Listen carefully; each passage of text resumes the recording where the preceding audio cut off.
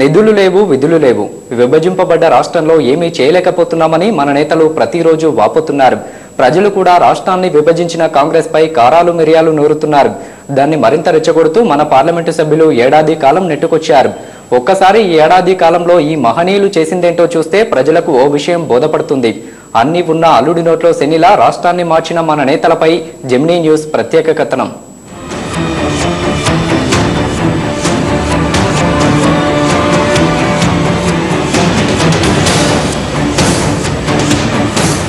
Parliament సభ్యులు ప్రాతినిధ్యం వహిస్తున్న నియోజకవర్గాల అభివృద్ధికి భారత ప్రభుత్వం ప్రతి ఏడాది 10 కోట్లు మంజూరు చేస్తుంది. మొదటి విడతగా 2.5 కోట్లు మంజూరు చేశారు. కొన్ని నియోజకవర్గాల్లో అదనంగా మరో 2.5 కోట్లు విడుదల చేశారు. ఇక వాటితో వెంటనే అభివృద్ధి పనులు చేయాలని భారత ప్రభుత్వం ఎంపీలకు సూచించింది. అయితే ఘనత వహించిన మన ఎంపీలు ఈ ఏడాది కాలంలో పెట్టిన ఖర్చెంతో తెలుసా? 85 కోట్లు మంజూరైతే వాటిలో అక్షరాల 12 కోట్ల రూపాయల పనులకు మాత్రమే మన ఎంపీలు ఖర్చు చేశారు.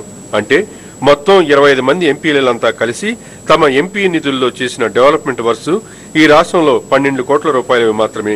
కానీ ఈ నేతల కోతలు మాత్రం ఆంధ్రులకు ఆకాశంలోని చుక్కలను చూపిస్తున్నాయి. ప్రభుత్వం తమకు ఇచ్చిన నిధులనే ఖర్చు చేయలేని ఈ నేతలు మన బతుకులను మార్చేస్తామని బీరాలు పలుకుతున్నారు. విజయవాడ ఎంపీ కేశినేని నాని 2.5 కోట్ల రూపాయల పనులకు గాను కేవలం 59 లక్షల పనులు మాత్రమే అధికారులకు సిఫార్సు చేశారు. 365 రోజుల పరిపాలన గురించి గొప్పలు చెప్పుకుంటున్నటువంటి తెలుగుదేశం పార్టీ విజయవాడ నగర పార్లమెంటు సభ్యులు ఎంపీ ల్యాడ్స్కి సంబంధించి ఎంత ఖర్చు పెట్టారని చెప్పేసి ఈ సందర్భంగా ప్రశ్నిస్తున్నారు. సంవత్సరానికి 5 కోట్ల రూపాయలు పార్లమెంటు నియోజకవర్గ అభివృద్ధి నిధులు మంజూరైతే 2.5 కోట్లు మొదటి దఫాగా మంజూరైతే 59 లక్షల రూపాయలకు సంబంధించిన మాత్రమే ప్రపోజల్స్ పార్లమెంట్ సభ్యులు పంపించడం జరిగింది. ఈ 59 లక్షల రూపాయల్లో కూడా కేవలం 4 లక్షల రూపాయలు మాత్రమే జిల్లా కలెక్టరేట్ నుంచి మంజూరు కాబడినటువంటి పరిస్థితి. కాబట్టి 4 లక్షల రూపాయలు కూడా ఖర్చు పెట్టినటువంటి పరిస్థితి ఇవాళ విజయవాడ పార్లమెంటు సభ్యుడికి ఉన్నది. కాబట్టి 365 రోజుల పరిపాలన అంతా కూడా ప్రచార ఆర్భాటాలు, హంగామా. కేంద్ర ప్రభుత్వం నుంచి 100 కోట్ల నిధులు రాష్ట్రానికి తీసుకొస్తామని తెలుగుదేశం నేతలు ప్రతిరోజు ప్రకటనలు చేస్తూనే ఉన్నారు. మరి వీరి చేతుల్లో ఉన్న నిధులను ఖర్చు చేయడానికి మాత్రం వీరికి చేతులు రావటం లేదు. కేంద్రం ఏడాదికి 10 కోట్లు పార్లమెంటు సభ్యులకు మంజూరు చేస్తుంది. ఆ లెక్కన ఏ ఒక్కరిని బతిమాలకుండానే రాష్ట్రానికి లోక్సభ సభ్యుల ద్వారా 250 కోట్లు వస్తాయి. ఇవి చాలు. ఆ పార్టీ ఈ పార్టీ లేదు. అధికార తెలుగుదేశం, బీజేపీ, వైఎస్ఆర్ కాంగ్రెస్ నేతలు అందరిది ఒకే తీరు.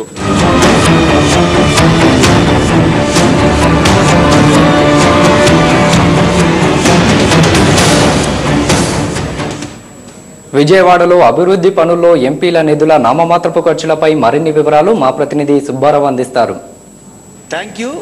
రాష్ట్రంలో పెద్ద ఎత్తున నిధుల కొరత ఉంది. రాష్ట్ర ప్రభుత్వం కనుక ప్రజలను ఆదుకోవాలన్నా, సంక్షేమం చేయాలన్నా, ఏం చేయాలన్నా నిధులు లేవని చెప్పి రాష్ట్ర ప్రభుత్వం చెప్పుకొస్తుంది. అయితే భారత ప్రభుత్వం రాష్ట్రంలో పార్లమెంట్ సభ్యులు దాదాపుగా 240 కోట్ల రూపాయలు ఏడాదికి మంజూరు చేసేటువంటి నిబంధన ఉంది. ఆ నిబంధన కింద మొదటి విడతగా 85 కోట్ల రూపాయలు భారత ప్రభుత్వం విడుదల చేసింది. ఈ 85 కోట్లు పూర్తిగా వినియోగించినటువంటి వెంటనే మిగిలినటువంటి 2వ విడత కూడా ప్రభుత్వం విడుదల. అయితే 85 కోట్లలో కేవలం 12 కోట్ల రూపాయలు మాత్రమే మన పార్లమెంట్ సభ్యులు ఖర్చు పెట్టి 73 కోట్ల రూపాయల నిధులు ఆ వంతుని మిగిలిపోయిన పరిస్థితి. దీనిపైన మనతోటి మాట్లాడేందుకు సిపిఐ రాష్ట్ర కార్యసంఘం మనతో ఆయన మాట్లాడదాం. సార్ నమస్కారం. చెప్పండి సార్, రాష్ట్ర ప్రభుత్వం ఏం చేయాలన్నా, ఏం మాట్లాడాలన్నా నిధులు కొరత అనే ఒక పెద్ద సాకు చెప్తా ఉంది. కానీ హామీలు మాత్రం సింగపూర్, జర్మనీ, జపాన్ చెప్తా ఉంది. ఆచరణ తీసుకుంటే కనుక పెద్ద ఎత్తున పార్లమెంట్ సభ్యుల నిధులు మునిగిపోయే పరిస్థితి కనిపిస్తుంది. దీనికి కారణం ఏంటి? వాళ్ళ పార్లమెంట్ సభ్యులందరూ కూడా ఉత్సవాలు చేసుకుంటూ ఉన్నారు. ప్రత్యేకంగా మోడీ ప్రభుత్వం అధికారంలోకి వచ్చి సంవత్సరం జరిగిన సందర్భంగా ఈ సంవత్సర కాలంలో బ్రహ్మాండమైన అభివృద్ధి జరిగిందని చెప్పి ప్రతి దగ్గర కూడా డంకా బజాయని చెప్తా ఉన్నారు. నేను అడుగుతా ఉన్నాను, ఇవాళ మీకు కేటాయించిన నిధులు కూడా ఖర్చు చేయలేని సమయంలో ఒకవైపు నిధులు లేవంటూ రాష్ట్ర ప్రభుత్వం పదే ముఖ్యమంత్రి చంద్రబాబు నాయుడు గారు దొంగేడుపులు ఏడుస్తూ ఉన్నారు. మరోవైపు కేంద్ర ప్రభుత్వం ఏదైతే ప్రకటించిందో వారు ఇచ్చిన నిధులు కూడా ఖర్చు చేయకుండా మీరు ఊరేగుతూ, మీరు ఇతరేతర కార్యక్రమాల్లో కొనసాగుతూ ఇవాళ మేము బ్రహ్మాండంగా అభివృద్ధి చేసినామంటే నమ్మడానికి ఏ ఒక్కరు కూడా సిద్ధంగా లేరు. దానికి ఉదాహరణ ఏమంటే 85 కోట్ల రూపాయలు 25 మంది పార్లమెంట్ సభ్యులకు వారు విడుదల చేస్తే అందులో 12 కోట్ల 3 లక్షల రూపాయలు మాత్రమే ఖర్చు చేశారు. అందులో విజయవాడ ఎంపీ కేశినేని శ్రీనివాసు, గుంటూరు పార్లమెంట్ సభ్యులు గల్లా జయదేవు, నరసరావుపేట పార్లమెంట్ సభ్యుడు రాయపాటి సాంబశివరావు గారు, అదేవిధంగా నర్సాపురం ఎంపీ గోకరాజు గంగరాజు లాంటి వారు ఎవరైతే ఈ కోటీశ్వర్లు ఉన్నారో కోట్లాది రూపాయలు ఖర్చు పెట్టి ఎన్నికల్లో నెగ్గిన తర్వాత ప్రజలను పట్టించుకోకుండా కనీసం ప్రభుత్వం ఇచ్చిన నిధులు కూడా ఖర్చు చేయకుండా ఉంటా ఉన్నారంటే ప్రజల పట్ల వీరికి ఎంత బాధ్యత ఉందో తెలుస్తూ ఉంది. వాస్తవాన్ని చూసుకుంటా ఉంటే కనుక సెంట్రల్ గవర్నమెంట్ ఇచ్చేటువంటి నిధులు ఖర్చు పెట్టడం ద్వారా వీళ్ళకేమి కష్టం నష్టం లేదు కదా, ఖర్చు పెడుతున్న ద్వారా ఇట్లా కూడా కొంచెం కీర్తి ప్రతిష్టలు వచ్చేటువంటి అవకాశం ఉంది. ఎందుకని ఖర్చు పెట్టలేదు? వీళ్ళకి ఓపిక లేదు. ఫస్ట్ ఆఫ్ ఆల్ అసలు ప్రజలకి ఏం సమస్యలు ఉన్నాయి, ప్రజలు ఎవరు వాళ్ళ ప్రజలకి అందుబాటులో ఉండడం లేదు. ప్రజలకు అందుబాటులో ఉంటే ఖచ్చితంగా ప్రజలు అడుగుతారు, మాకు ఇప్పుడు ఎండాకాలము మాకు బోరు కావాలనే వాళ్ళు, లేదంటే తాగునీళ్లు కావాలనే వాళ్ళు, ట్యాంకర్తో నీళ్ళు ఇవ్వమనే వాళ్ళు, పనులు కావాలనే వాళ్ళు, లేదా చిన్న చిన్న బ్రిడ్జిలు కావాలనే వాళ్ళు ప్రతి ఊళ్ళో ఉంటారు. అసలు వాళ్ళు కోరే కోరికలు ప్రజల కోరికలు తీర్చాలంటే ఏమాత్రం కూడా ఈ నిధులు సరిపోవు. కాబట్టి మాకు నిధులు పెంచాలని చెప్పి ఒకప్పుడు 2 కోట్ల రూపాయల నిధులు ఉంటే వాటిని ఇప్పుడు 10 కోట్లకు పెంచుకున్నారు. ఆ పెంచుకున్న నిధులను కూడా ఖర్చు చేయకుండా ఈ రకంగా చేస్తూ ఉంటే మరి ఈరోజు ప్రభుత్వం వీళ్ళ గురించి ఏమనుకోవాలని అర్థం కావడం లేదు. మళ్ళీ వీళ్ళు ఏం అభివృద్ధి కార్యక్రమాలు చేపట్టారో కూడా మనం అర్థం చేసుకోవాలి. అంటే ఏమాత్రం కూడా ప్రజల గురించి పట్టించుకొని వాళ్ళు, నిధులు కూడా ఖర్చు చేయని వాళ్ళు, లేదంటే వాళ్ళకి ఏం పనులు కావాలో అవి తెలుసుకొని దానికి ప్రపోజల్ పెట్టలేని వాళ్ళు వీళ్ళు మనకి ఎంపీలుగా ఉన్నారు. దానికి కారణం ఏమంటే ఇవాళ రాష్ట్రంలో ఎన్నికలు వాస్తవానికి పార్లమెంటు సభ్యుల నిధులు మంజూరుకి కొన్ని క్రైటీరియాస్ ఉన్నాయి. అవి జిల్లా కలెక్టర్ స్థాయిలోనే రిలీజ్ కావాలి, చీఫ్ ప్లానింగ్ ఆఫీస్ ద్వారా రిలీజ్ కావాలి, ఈ పనులకు మాత్రం రిలీజ్ కావాలి. ఏ పనులకు రిలీజ్ కావాల్సినటువంటి పరిస్థితి? ప్రజలకు సంబంధించి ఏం పనులన్నా చేయొచ్చు.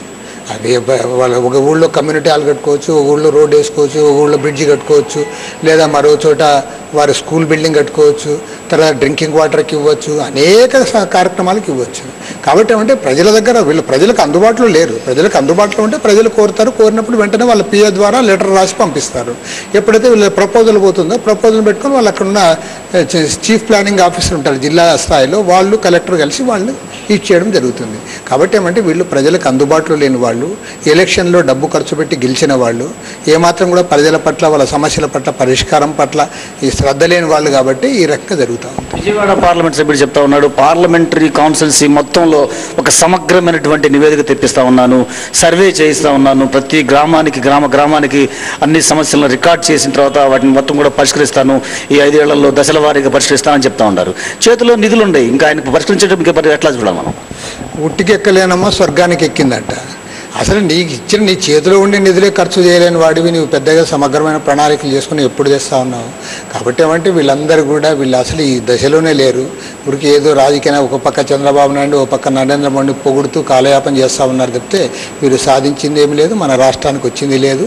నరేంద్ర మోడీ సంవత్సర కాలంలో ఎవరైనా సాధించుకున్నారు, ఎవరైనా బాగుపడ్డారంటే భారతదేశంలో ఉన్న అదానీ లాంటి కార్పొరేట్ వర్గాలు, లేదంటే గుజరాత్ రాష్ట్రంకు అభివృద్ధి చెందింది తప్ప ఏ ఒక్క రాష్ట్రానికి చేయడంలో మన ఆంధ్రప్రదేశ్ రాష్ట్రానికి పూర్తిగా అన్యాయం చేస్తూ ఉన్నారు. వీళ్ళు నరేంద్ర మోడీ భజన చేసుకుంటూ బతుకుతూ ఉన్నారు తప్ప కనీస నిధులు ఖర్చు పెట్టాలని కానీ, లేదంటే కనీస కోరికలు ప్రజలు ఏవైతే కోరుతా ఉన్నారో వాటి తీర్చాలనే దాంట్లో ఆ ధ్యాసలోనే వీళ్ళు లేరు. అసలు వీరికి అవగాహన ఏమైనా ఉందా? ఈ పార్లమెంటరీ అనే సభ్యులందరూ కూడా ఈ పార్లమెంటరీ ఫండ్స్ పైన, వాటి రిలీజ్ పైన, మంజూరు పైన అవగాహన ఉందా? పని ఏమన్నా ముందు వీళ్ళందరికీ అవగాహన ఉంది. ఇందులో కొంతమంది అయితే ఇంతకుముందు కూడా ఎంపీలుగా ఉన్న వాళ్ళు ఉన్నారు, 4-5 సార్లు ఎంపీలుగా ఉన్న వాళ్ళు ఉన్నారు, వాళ్ళు కూడా ఖర్చు చేయలేదు. మరి అదేంటో ఆశ్చర్యం. కొత్తగా వచ్చిన వాళ్ళు కూడా ఇదేం పెద్ద కష్టమైన పని ఏం కాదు. వాళ్ళు ప్రజల నుంచి వాళ్ళకి ఎప్పుడైతే మాకు పలానా పని కావాలంటారో ఆ పనికి సంబంధించి ప్రపోజల్ పెట్టాలనేది అది కనీస ఇంగిత జ్ఞానం ఉండే వాళ్ళు చేసే పని. అది కూడా వీళ్ళు చేయలేదంటే వీళ్ళు అసలు ప్రజల పట్ల నిర్లక్ష్యంగా వ్యవహరిస్తూ ఉన్నారు. సెంట్రల్ మినిస్టర్ మన వాణిజ్య శాఖ మంత్రి ఆమె స్పష్టంగా నిధులన్నింటిని కూడా వాడుకుంది, మిగిలినటువంటి వాళ్ళు వాడుకోలేకపోతుంది. కారణం ఏంటి? ఆమెకైనా వీళ్ళకి తేడా ఏంటి? అంటే వాళ్ళు ఆమె కోరింటే వెంటనే ఆమె పిఏలు మాట్లాడి చేసింటారు, దాంట్లో తప్పు లేదు. ఆ రకంగా అందరూ చేయాలి, అందరూ చేస్తారు కూడా. మరి ఈ రకంగా ఎందుకు చేసినారని పెద్ద ఆశ్చర్యం, వాళ్ళు సమాధానం చెప్పాలి. సహజంగానే వాళ్ళకి ఇది చేయటం వల్ల ఈ నిధులు వాళ్ళు ఎక్కడికో అదనంగా ప్రతిసారి విజయవాడ పార్లమెంట్ సభ్యుడి దగ్గర నుంచి తీరలో ఉన్నటువంటి పారిశ్రామికవేత్తలు ఉన్నటువంటి పార్లమెంట్ సభ్యులు కూడా మాకు నిధులు కావాలని కేంద్రాన్ని అడుగుతాం, మేము కేంద్రం పోరాటం చేస్తాం. వైఎస్ చౌదరి మాత్రం స్పష్టం చెప్తున్నాడు, కేంద్రం ద్వారా 1000 కోట్లు తెస్తాం, 10,000 కోట్లు తెస్తామని చెప్తున్నాడు. ఆయనకి ఇచ్చినటువంటి 10 కోట్లు కూడా ఖర్చు పెట్టలేని పరిస్థితిలో వాళ్ళ మాటలను ఎలా చూస్తారు? లేదా ప్రతిపక్షాల మీద ఎలా మాట?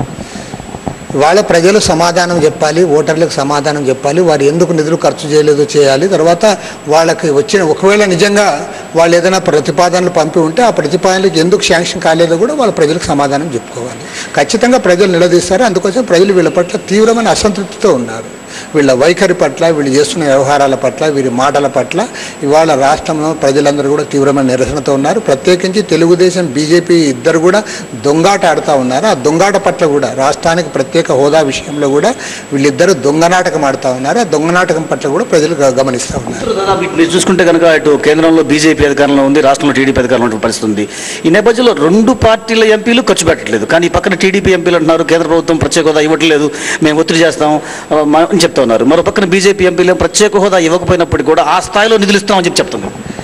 ఇవన్నిటిపైన కూడా మేము కూడా ఈరోజు మా కమిటీ మీటింగ్లో కూడా మాట్లాడుతూ ఉన్నాం. కేంద్ర ప్రభుత్వం పైన, రాష్ట్ర ప్రభుత్వం పైన ఒత్తిడి తేవడానికి మేము ఒక కార్యక్రమాన్ని కూడా రూపొందించుకోబోతున్నాం.